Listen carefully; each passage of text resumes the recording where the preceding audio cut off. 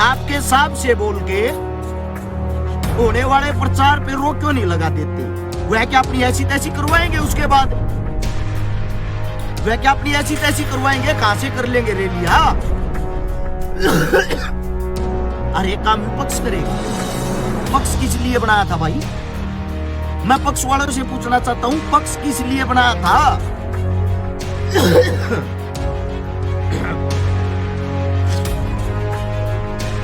एक सबसे बड़ी बीमारी आप लोगों के सामने, पूरे चुनाव की हर एक वीडियो सुनता हूं, जितना भी चुनाव चल रहा है ना उसके अंदर हर वीडियो सुनता हूं। एक भी चुनाव में शिक्षा की, स्वास्थ्य की, नौकरी की, रोजगार की कोई भी बात नहीं। एक भी चुनाव की, एक भी नेता के मुंह से इन चीजों से जुलती कोई बात नहीं। हर चुनाव में अगर कोई बात चल रही है तो सिर्फ एक बात, वो है हिंदुत्व को लेकर। हिंदुत्व खतरे में है। मैं आप सभी साथियों से पूछना चाहता हूं भाई, इस सरकार को 7 साल आए हो सालों से नहीं चल रहा है। टीम आपकी, हिंदुत्व को उठाने वाले आप लोग, खतरा किसको है भाई? जब आप 7 साल में इन चीजों को मजबूत नहीं कर पाए हो तो यह मजबूती कब होगी? एक भी रोजगार की आप बात नहीं करते हो। स्कूलों को आपने बंद कर दिया है, कॉलेजों को आपने बंद कर दिया है। क्यों? पढ़ाई करोगे तो कोरोना फैलेगा। अच्छा नारा, दारू पियो, कोरोना को भगाओ। जहां दारू पीते हैं वहां कोरोना नहीं। एक मेरा भाई कह रहा, तू नेता बन, जैसे तेरी कोई नहीं सुनेगा। बिना बड़े भाई इतने सुन तो रहे हैं। ये देख 4,500 आदमी देख रहे, ये सुनने के लिए ही मेरे को देख रहे। मैं भाई आप सभी साथियों से एक विनती, एक आग्रह करता हूं, अगर आप लोगों को सुरक्षित रहना है, आपके नजदीक कहीं भी सांप की रैली हो वहां डेरा डाल लो। 100% गारंटी के साथ कहता हूं, एक भी आदमी को कोरोना नहीं होगा, एक भी आदमी बीमार नहीं होगा। इनका प्रचार करो, जो ये बता रहे वह करो। इनकी जो सरकार है उनके साथ जुड़ो। अगर आपको कोरोना हो जाए तो मेरे को बता देना। सरकार रैली के बाहर किसी के चालान काट के दिखा देना, वहां भी सब बिना मास्क के आते हैं। है किसी में हिम्मत है यह कार्य करने की? क्यों गरीब आदमी का नाश करते जा रहे हो? गरीब आदमी गरीब होता जा रहा है, आप उनका गला दबाते जा रहे हो। मैं भाई हर एक कमेरे वर्ग से, पिछड़े वर्ग से, गरीब आदमी से, मजदूर से, अरे क्यों मरते जाने लग रहे हो? क्यों गुलाम हो रहे हो? क्यों अपने घर में बैठे हो? इकट्ठे हो और विरोध करो इस मास्क का, और विरोध करो इस बीमारी का। अपने घरों से बाहर निकलो। मैं गारंटी के साथ कहता हूँ आपका भाई सबसे आगे मिलेगा। आपका भाई सबसे आगे मिलेगा। बाहर तो निकलो घर से, एक आवाज तो उठाओ।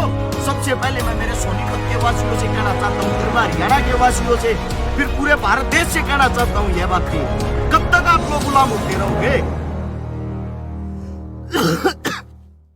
यह लड़ाई आप लोगों को लड़नी पड़ेगी। आपके हक की लड़ाई है। आप लोगों को मानसिक गुलाम बनाया जा रहा है और आप लोग बनते जा रहे हो।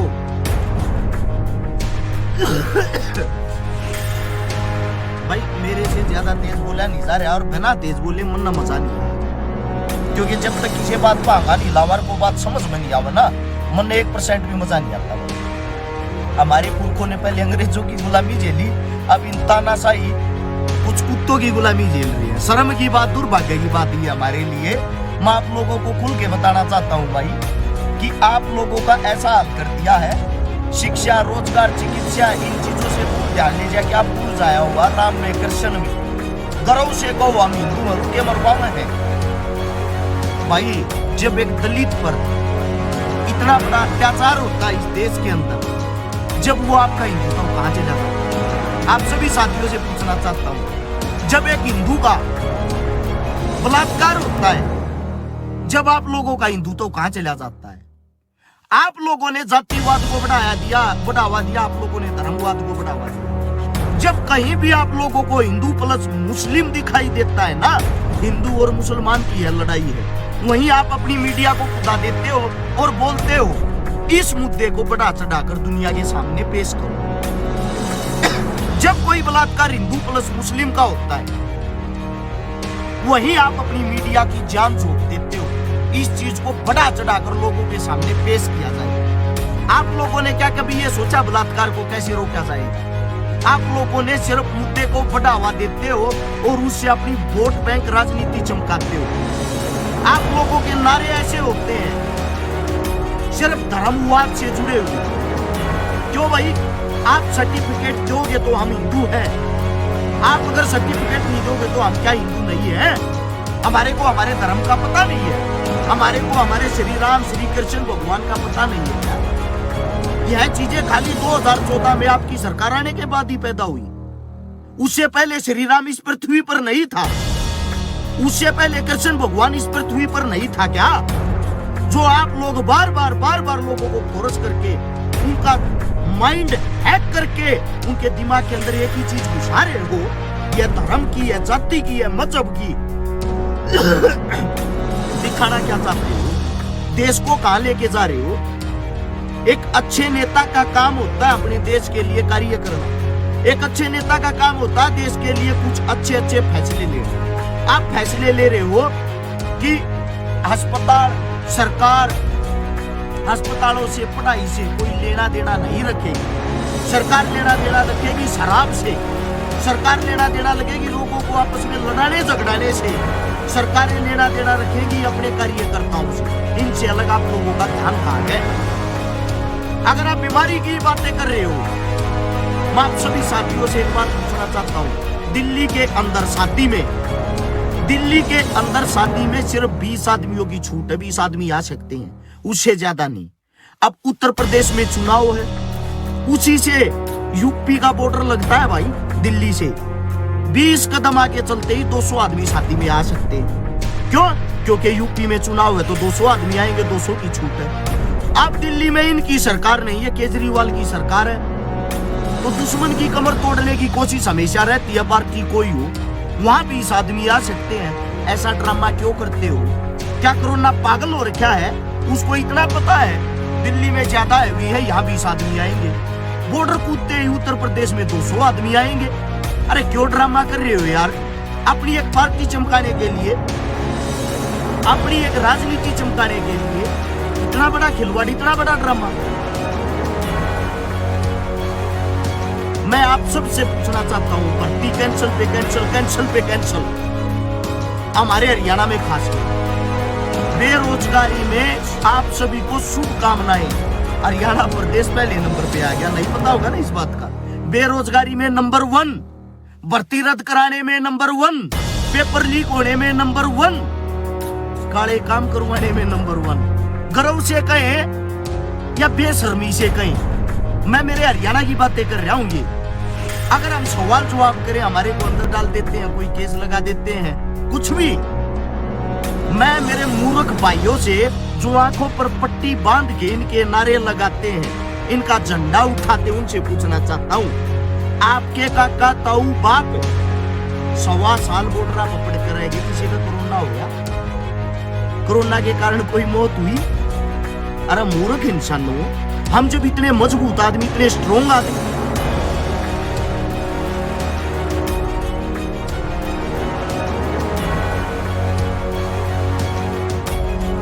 चले जाओ। आपका धंधा फेल हो रहा है या नहीं हो रहा? जोर से बोल के बताओ, आपका धंधा खत्म हो रहा नहीं हो रहा? साहब रैली पे रैली, धड़ाधड़। कोरोना इसका से क्या भाई? फोन से बातें होती है उनसे कि साहब जी आपकी रैली में मैं नहीं आऊंगा, बाकी सब जगह में बैठा हूं। ये अभी भर्ती कैंसिल हुई है। वे जो भाई तैयारी कर रहे थे, उनके दिल, आत्मा और उनके परिवार से पूछ के देखो कितना खर्चा करते हैं अपने बच्चों पे पढ़ाने के लिए।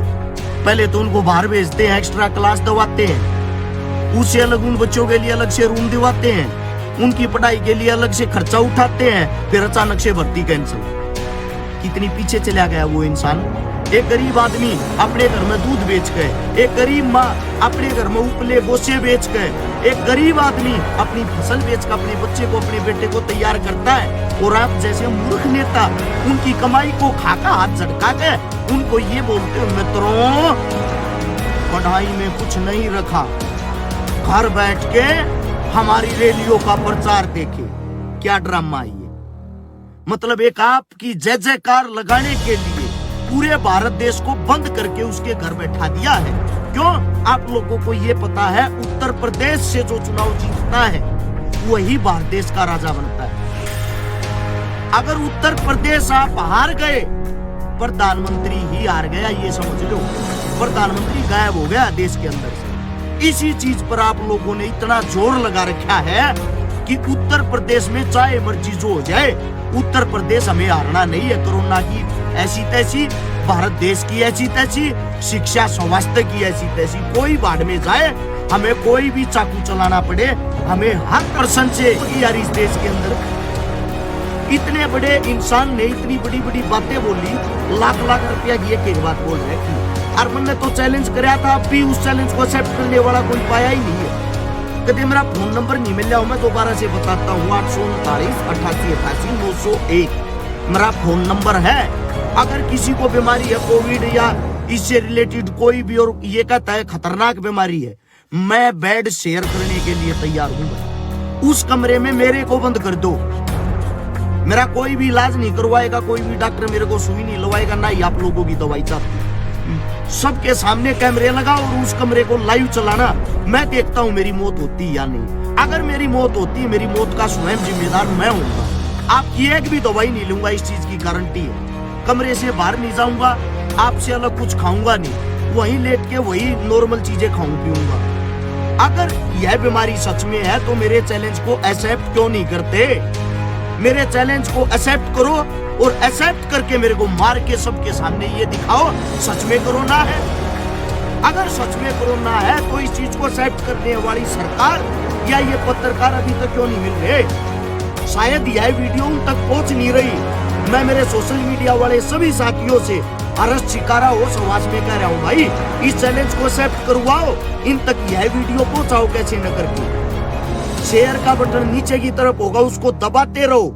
16 हाथ ने लिखा अगर शेयर टू ग्रुप 10-10 20-20 ग्रुप में शेयर करके इसको आगे पहुंचाओगे, तभी तो इन मूर्ख इंसानों तक यह वीडियो पहुंचेगी।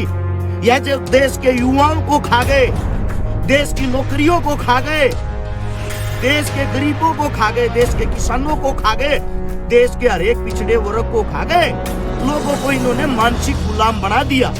इनको अगर कोई चीज दिखाई देती है तो सिर्फ इनका चुनाव और हिंदू मुस्लिम, किसी को यहाँ किसी से कोई द्वेष भाव नहीं है। अगर कहीं लड़ाइयाँ होती हैं तो उस मुद्दे को तुल्य यह इंसान देखते हैं। उस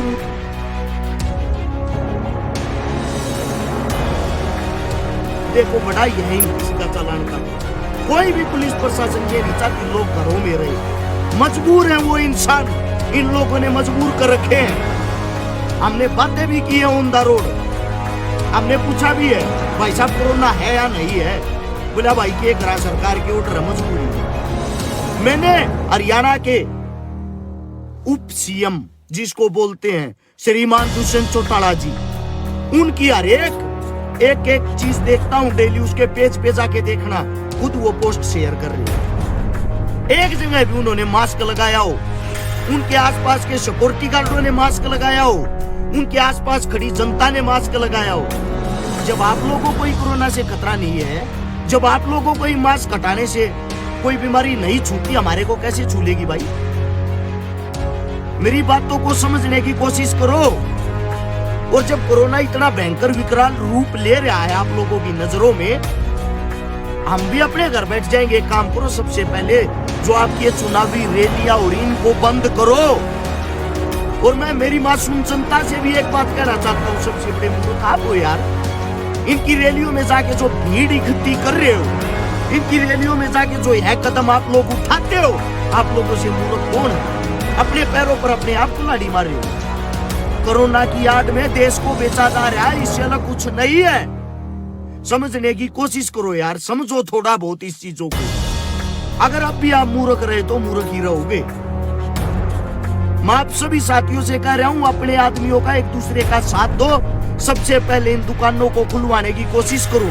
जब हमारे गरीब भाइयों के पास रोजगार ही नहीं रहेगा, आप सब बेरोजगार हो जाओगे, फिर ताली और थाली बजाते रहना जो सरकार पहले से ही बजवाती है।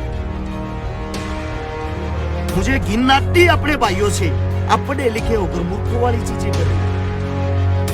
आप घिन आती है मुझे इन पत्रकारों से जो कह रहे हैं विपक्ष भीड़ इकट्ठी कर रहे हैं। अरे तुम्हारी ऐसी तैसी विपक्ष कैसे भीड़ इकट्ठी कर देगा जब पक्ष सीधा एक फैसला ले लेगा कि भाई कोई भी चुनावी रैली नहीं है, हम भी भीड़ इकट्ठी नहीं करेंगे।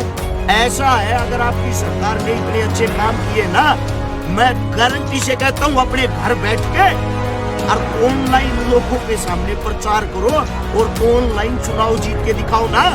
ऑनलाइन आप लोगों ने पढ़ाई करवा रखी है, शिक्षा ऑनलाइन करवा रहे हो, ऑनलाइन आप चुनाव जीत के दिखा दो। एक भी रैली में मत जाना, आपके तो पैसे बचेंगे, प्रचार का पैसा बचेगा, भीड़ इकट्ठी करने का पैसा बचेगा और आपकी औकात का पता लग जाएगा कि आप लोगों ने सच में कोई काम किया है। अगर आपकी माँ ने दूध पिला, इस चैलेंज को एक्सेप्ट करके दिखाओ अपने घर बैठ के अपने फोनों से, जैसे हम लाइव आए हुए हैं ऐसे ऑनलाइन प्रचार करके वोट लेके दिखाओ। आपको ये पता लग जाएगा आपकी बातों में कितनी सच्चाई, कितना दम है। सब fake, A to Z fake.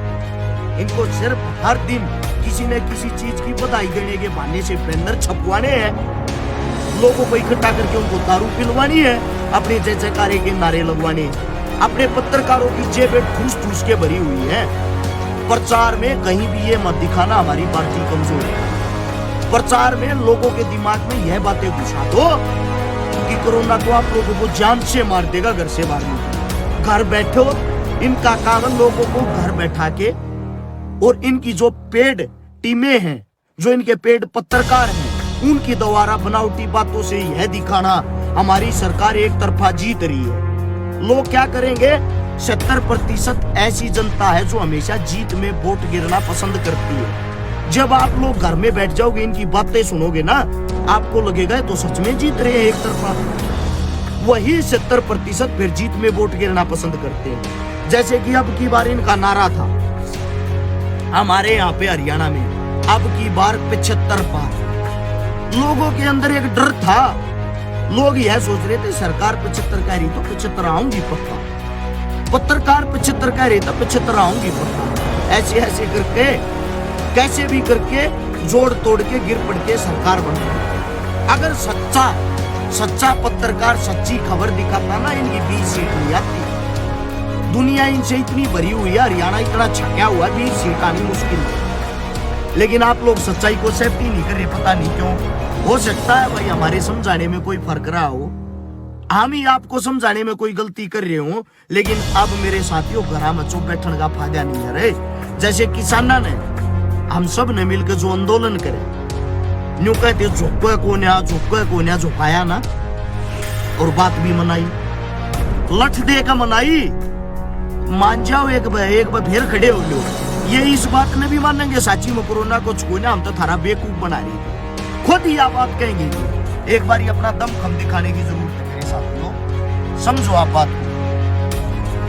मेरी बात समझ में आई हो तो आगे शेयर करने का कार्य करना, और भाई एक हो के एक बार आवाज उठाओ, एक बार इस चीज को हर शहर में, हर जिले में, हर गांव में इस वीडियो को पहुंचाओ ताकि सब घरों से बाहर निकल के इन चीजों का विरोध करें। अगर 10 जगह भी इन चीजों को लेकर विरोध होता है ना, मैं गारंटी देता हूँ दोबारा से आंदोलन 3 दिन के अंदर खड़ा हो जाएगा। और भाई अगर केस लगता है, पिटने छेदने की बात आवे है, केस लगवाने की बात आवे, सीधा मेरा नाम ले दो। अगर अच्छे कारण कही थी मारते तो न्यू करते हो, केस लाना उसका समझे। मैं अपने आप ही भाई मैं तैयार हूँ केस लगवाने को भी, अंदर जाने को भी, पिटने को भी, लूटने को भी, जो भी बात है। लेकिन आप लोग समझने की कोशिश करो, इन भोले भाले इंसानों का धंधा रोजगार खत्म होता जा रहा है, गरीब आदमी और गरीब होता जा रहा है, उनको बाहर निकलना जरूरी है, उनके अंदर हिम्मत बढ़ाना जरूरी है। शायद मेरी बात आप लोगों को समझ में आई होगी। आगे से आगे इस वीडियो को शेयर जरूर करना, और दिल की गहराइयों से सैल्यूट आप भाइयों को जो इतना प्यार मान सम्मान दे रहे हो। हर रोज प्रोग्राम में रहेंगे, 2 दिन से ज्यादा तबीयत खराब थी, अपने घर लेटे थे भाई 2 दिन। सभी साथियों को राम राम, जय हिंद, प्यार प्रेम अपना बनाए रखें। इनके पत्रकार आते, इनकी बात दूर रहो, अपना जीवन जीवो, अपना काम करो। राम राम सभी साथियों।